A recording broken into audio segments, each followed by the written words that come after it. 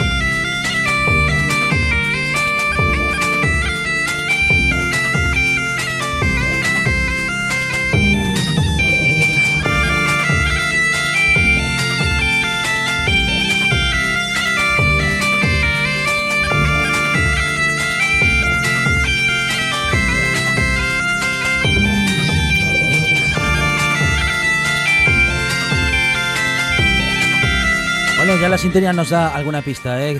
Estamos con Teber una semana más, nuestro gaitero particular y nuestro gaitero semanal. Teber, ¿qué tal? Buenas tardes. Buenas tardes, pues muy bien, estamos aquí. Hoy tengo la suerte de presentar tema nuevo. ¡Qué bueno! Que se hizo un poco más de rogar porque había que hacer una parte técnica que no era solo la musical, entonces bueno, vamos a compartirlo poco a poco. Antes de empezar la sección quería hablar un poco de lo que es un sonido y cómo podemos diferenciar o cómo diferenciamos en nuestra cabeza lo que es el ruido de la música. El sonido, si lo vemos desde el punto de vista físico, es una onda, ¿vale? Se mueve desplazada dentro de un canal. Si lo vemos siempre como emisor, receptor y canal, pues el emisor puede ser una fuente, que puede ser una persona o puede ser un elemento. Se mueve por un canal, que en este caso es el aire, que es un medio elástico, y luego llega hacia otra persona o hacia otro elemento que lo captura, como puede ser en este caso un micrófono, aquí en la radio.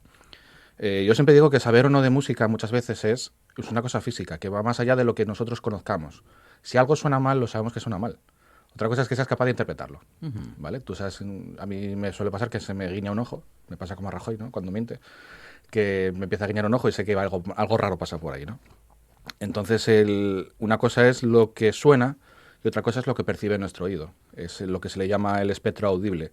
En nuestro caso, como seres humanos, está entre 19 hercios y 19 kilohercios. Luego también depende y varía un poco en función de cada uno.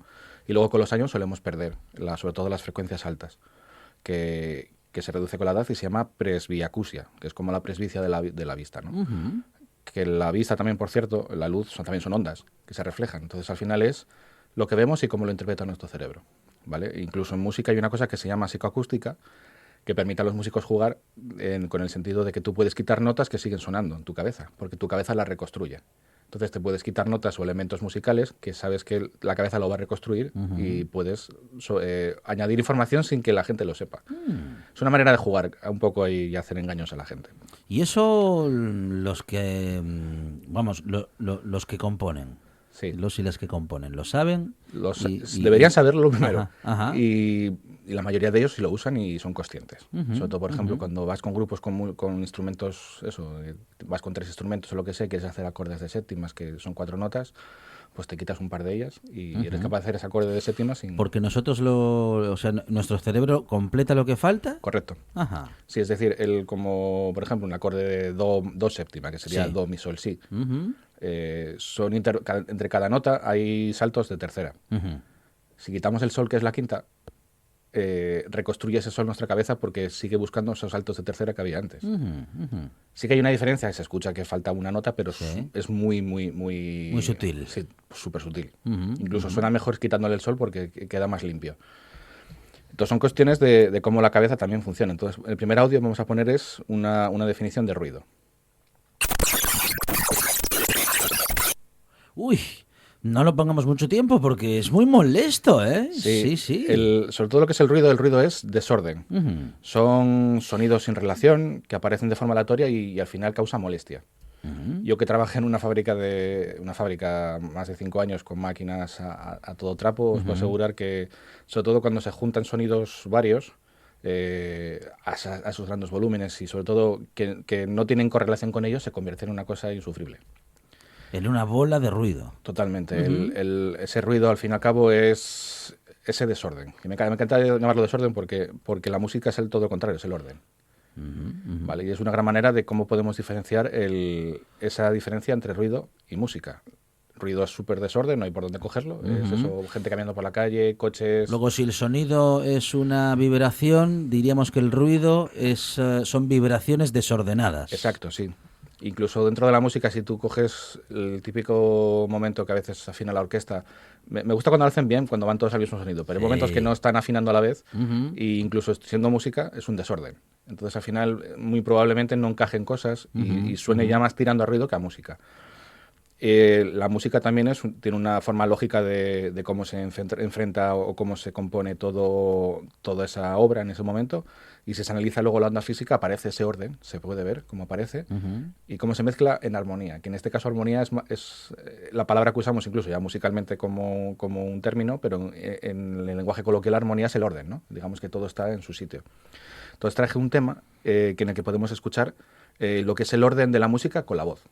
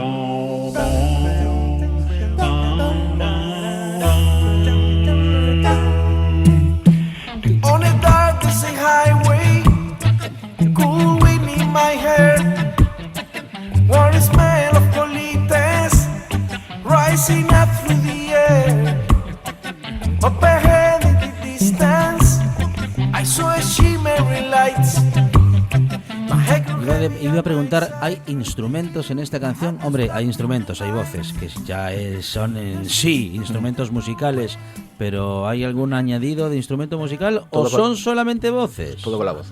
Impresionante. El grupo se llama Vocal Sampling, son de Cuba, y en este caso están tocando la hiperconocida canción Hotel California, y es todo voces. Y es un buen ejemplo de cómo está todo ordenado. Es decir, todo está en su sitio, todo tiene su hueco, y son capaces de imitar incluso hasta incluso las distorsiones de la guitarra, que eso ya ese es el tope gama, ya. Eso es complicadísimo. Conseguir que la voz imite eso. Y la batería, mire. Plenty of room at the Hotel California. Any time of year, you can find it here. Y la batería con ese el golpe que va desapareciendo, ¿no? Sí, un phase out, ¿no? Un desnivel.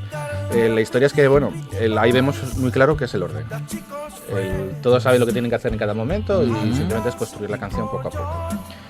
Pues juntando estas dos ideas de ruido y de sonido, nos vamos a los videojuegos, a la música de los videojuegos. Los videojuegos como sector, hay que pensar que es un sector que se creó, evolucionó y se reinventó desde menos de 50 años. O sea, lleva muy poco tiempo existiendo con nosotros, pero realmente las vueltas que dio es tremendo. Y a día de hoy, hablando en números redondos, se mueve 120.000 millones de dólares al año. Que vamos, menuda industria, ¿eh? Podría ser el PIB de algún país pequeño o más que pequeño. El primer videojuego que se desarrolló, yo pensaba que era el Pong, pero revisando por ahí resulta que en el año 58, dos científicos del Laboratorio Nacional de Brookhaven en Estados Unidos, jugando con un osciloscopio, lo programaron para hacer un juego de tenis que lo llamaron Tennis for Two. Tampoco se complicaron en el nombre, que era tenis para dos. Que me recuerda al de tenis del Atari. Sí, totalmente. Más o menos la habitación esa de tenemos dos pantallas laterales y la pelota va pasando de un lado a otro y nosotros jugamos a moverla, ¿no?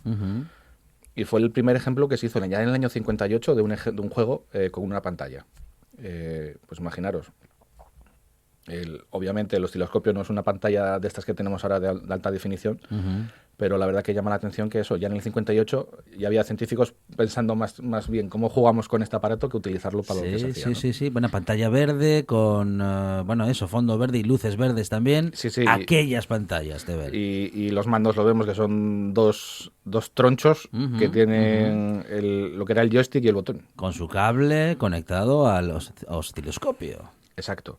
Y como decíamos, que parece que lo que hablamos antes de ruido y música no tiene que ver con los videojuegos, pero sí que lo vamos a ver a partir de una escena de una película que vamos a poner ahora.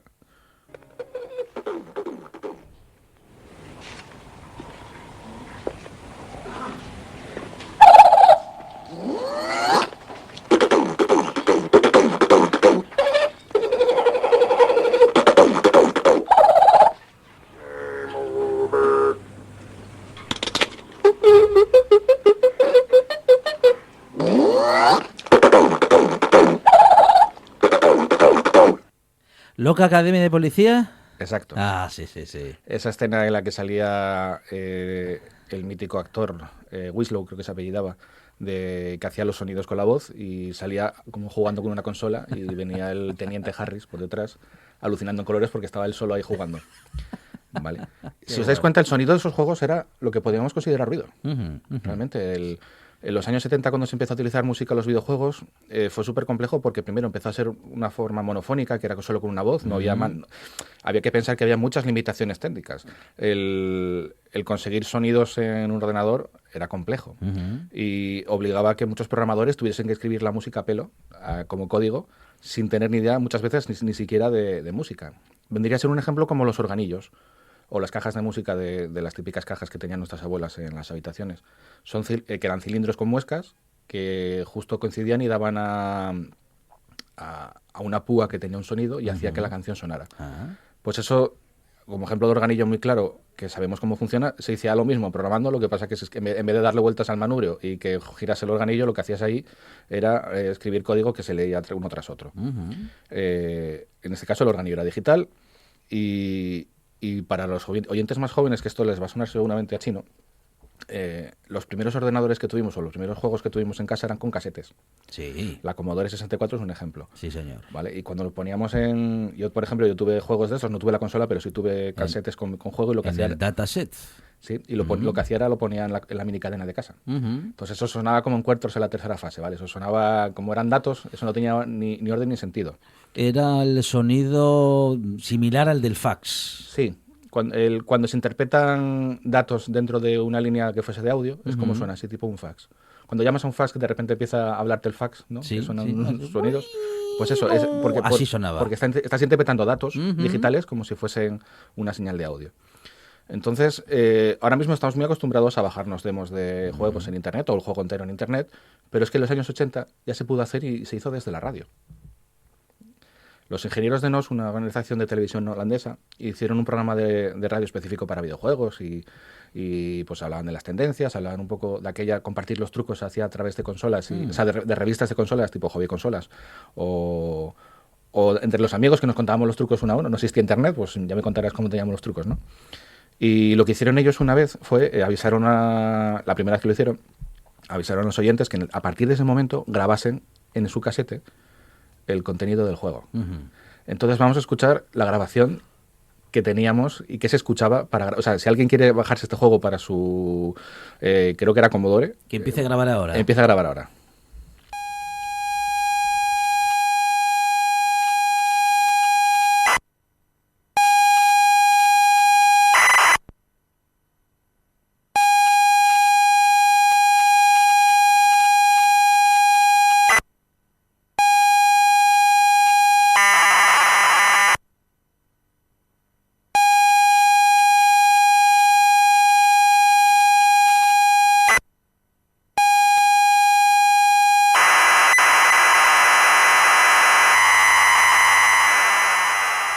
Y ese último sonido era el que ya nos anunciaba que el juego estaba cargado, Teber. Sí, sí, y imagínate escuchar esto en la radio de 5 minutos, o lo que tardas. Yo me imagino a los padres de los jóvenes que grababan esto, pensando el niño ya fastidiado ya a la minicadena, a la radio, ¿no? Porque esto buen rato hay que aguantarlo, ¿eh? Pues qué curioso es que la imaginación y la imaginación del ser humano siempre está por encima de la tecnología. Es decir, oye, queremos conseguir bajarnos un juego. Ostras, pero esto es imposible y tal. Venga, por la radio, para adelante. Y se consiguió. Y dentro de los videojuegos, en los años 80, hubo dos juegos que marcaron un hito y que son la piedra primera, que consiguieron el camino que luego ahora son bandas sonoras completas de los juegos de las consolas. Y vamos a poner los dos ejemplos de los juegos de 8 bits, que yo creo que todo el mundo tenemos en mente.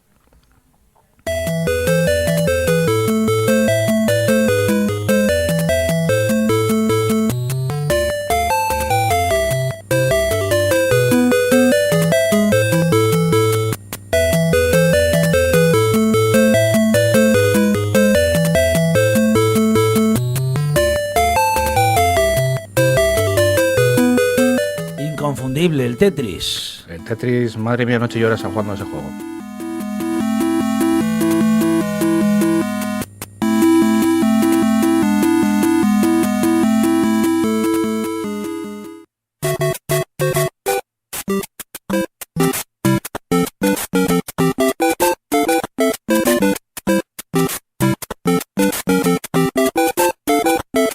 Parece que ni uno ni otro, ni el Tetris, ni este último que es el Super Mario Bros. Han perdido actualidad. De hecho, se está volviendo a jugar sobre todo al Mario. Sí, es que Mario es eterno. Pasa un poco como con Sonic, ¿no? Que este año sacaron la película de él. Para mí es que esto es volver a mi infancia. Ni sé las de horas que gasté jugando estos juegos.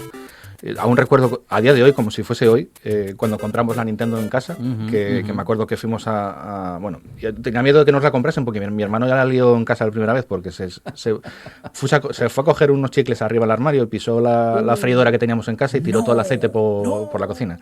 Y dije yo, sabía que íbamos a comprar la consola y dije yo, ya nos quedamos sin ella. Y bueno, hubo suerte, sí fuimos a comprarla y me acuerdo que coincidió que ya estaba la Super Nintendo, que valía una pasta de aquella, pero claro, es que una pasta que igual era el sueldo de un mes en casa. Y compramos la NES por tener la consola en casa, estar contentos, que yo recuerdo que mi padre jugaba con nosotros. Es más, nos acabamos el Super Mario con él, ya de aquella. Y la verdad que son juegos que a una generación nos marcó totalmente la infancia. Me acuerdo de aquella época también que hubo una guerra entre Sega y Nintendo, que luego se convirtió entre Sony y Nintendo, ¿no? Que ahí fue súper complejo porque en muy pocos años todo cambiaba. Aparecían nuevas consolas, aparecían nuevos... Al final en casa tenías más aparatos para jugar a la consola, que si la pistola, que si no sé qué adaptador, bueno, en fin, era tremendo. Y había que recordar que la Game Boy seguramente sea la culpable de que mucha gente de mi generación tengamos gafas, porque para ver lo que había que ver ahí, una pantalla verde... Había que esforzarse mucho. Incluso vendían una lupa con luz para que vieses mejor, porque no había manera de meterle mano. Y de la Master System, por ejemplo, de Sega, sí que recuerdo un juego que venía integrado dentro de la consola, que no tenía cartucho, era Alex the Kid, y esta era la canción de él.